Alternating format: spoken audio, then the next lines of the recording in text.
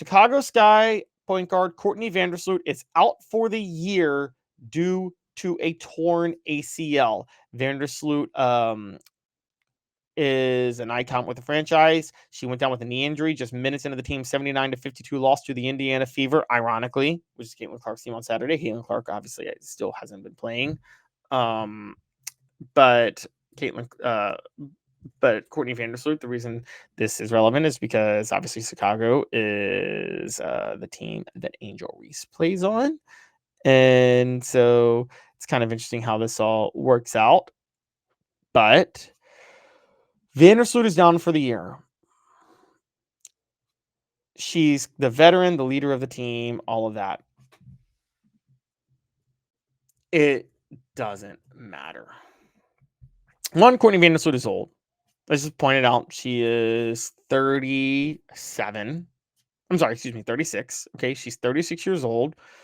She's back in Chicago after helping them win a title in 2021 and spending the last 2 years in New York. She just won a title with New York Liberty. So she's back as the franchise icon, and she had a great career with them during the 2010s.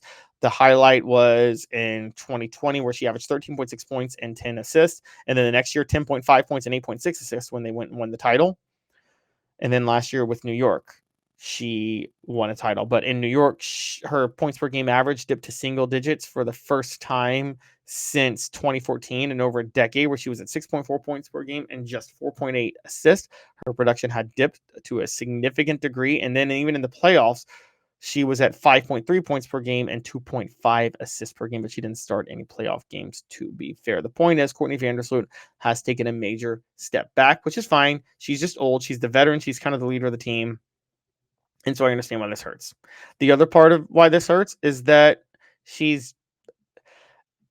other part of why this is not a big deal, though, is that, again, they're just not that good. The Sky. I mean, they're not that good.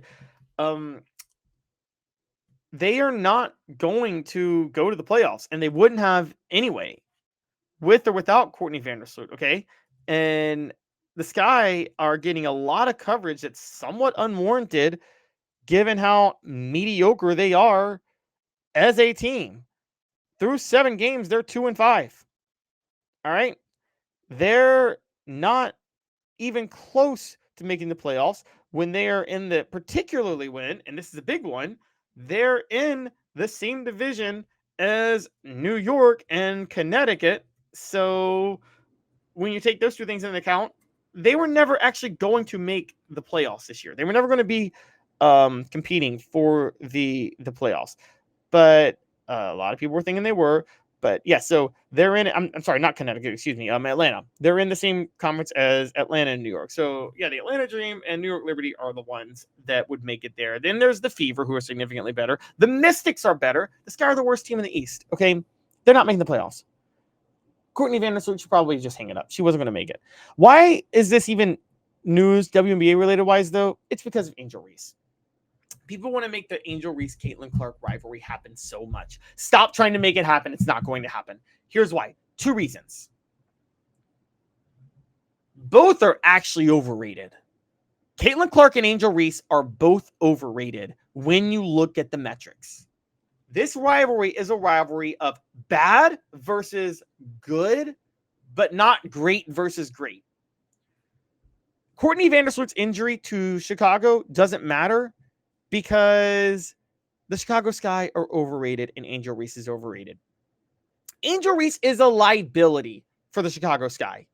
She has negative 0.3 win shares, negative 0.069 win shares per 48 minutes, and has had a 5-point drop in her PER so far this year to below 13. Why are we talking about her like she's some sort of star?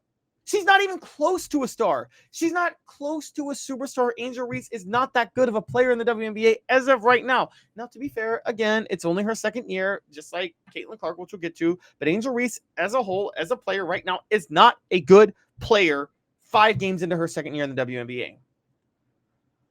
But Caitlin Clark is getting too much coverage too, given her production. Her win shares are not top 20 in the WNBA. Her PER is not top 20. in the WNBA. Excuse me, her PER is only number 19. So she's outside of the top 20 in win shares and outside of the and number 19 in PER. So let's just break this down for a minute. Caitlin Clark, Angel Reese is the most overrated, overblown rivalry in the history of professional sports. Caitlin Clark doesn't have a top 20 rating in win shares in the WNBA, and she's not even top 15 in PER.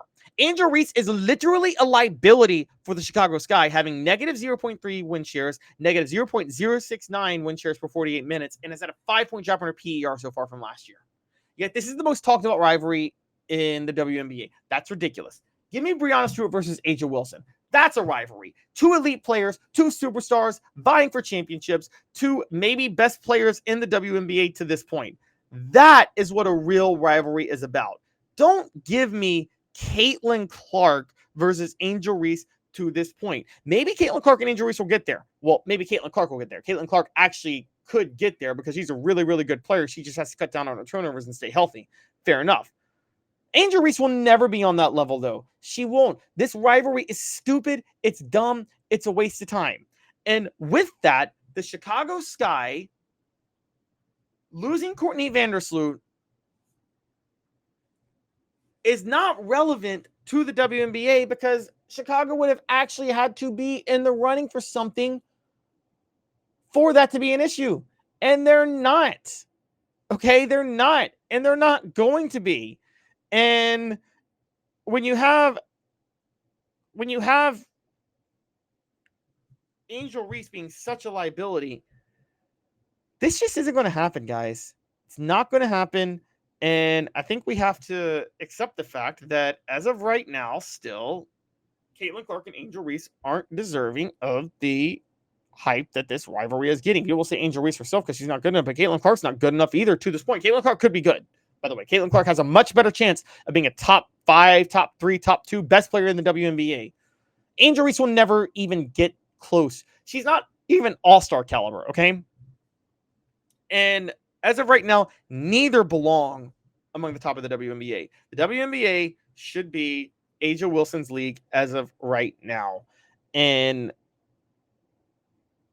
Angel Reese is so bad that the Chicago Sky can't rally around her with Courtney Vandersloot out, but they couldn't do it with her in.